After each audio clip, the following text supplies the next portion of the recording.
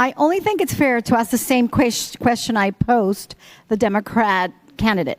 What are the 3 virtues that you see in Vice President Kamala Harris? That's a very hard question. That's the toughest question. The other ones are easy. I'm not a fan. I think she's harmed our country horribly, horribly, at the border, with inflation, with so many other things.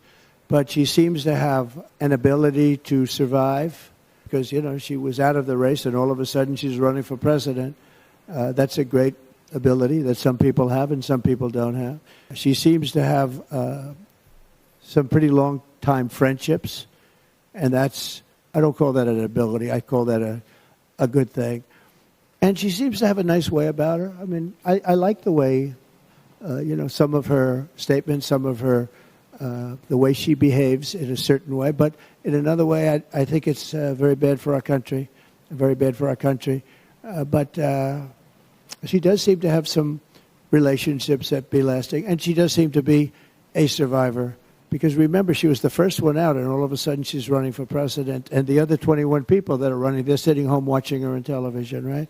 So that's by far the toughest question I've had today. Thank you very much. I appreciate your answer. A family like mine used to spend $200 approximately weekly for groceries. Nowadays, we're spending over $350, and that's increasing. What are you planning to change to improve the economy of this country, especially for people like myself? Well, thank you very much.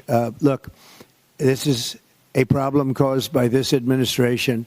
4 years ago, you had no inflation. Now you have record-setting inflation. What they've done to this country is incredible in so many different ways, incredibly bad. We have people complaining about groceries, about prices, about rent, about everything. Interest rates went from 2% to 10%, and you can't get the money. You want to buy a house. You can't buy a house anymore. You can't do anything. But the biggest thing I hear about is just what you said, groceries, the food. So we didn't have inflation. We had a great situation for everything, for virtually everything. So we had inexpensive energy. Now you have the most expensive thing on the list is energy. That is such a big category that it leads to everything. Everything else follows. Everything follows energy.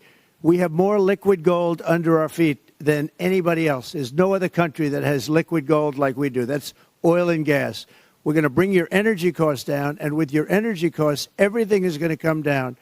We're going to also make jobs available so you can afford, literally much easier. We're going to have many more jobs than we have right now. We set a record. We had the greatest economy in the history of our country. Now we have a lousy economy, primarily because of inflation.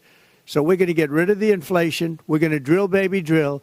I'm going to get your energy costs down by 50%, 50% over the course of 12 months, which will be easy to do because we have more energy than Saudi Arabia.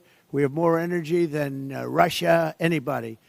We were energy independent just 4 years ago, and now look at us. So energy is going to bring it down, and the spending is going to bring it down. We're going to cut a lot of waste and abuse that won't affect anybody other than our bottom line as a country.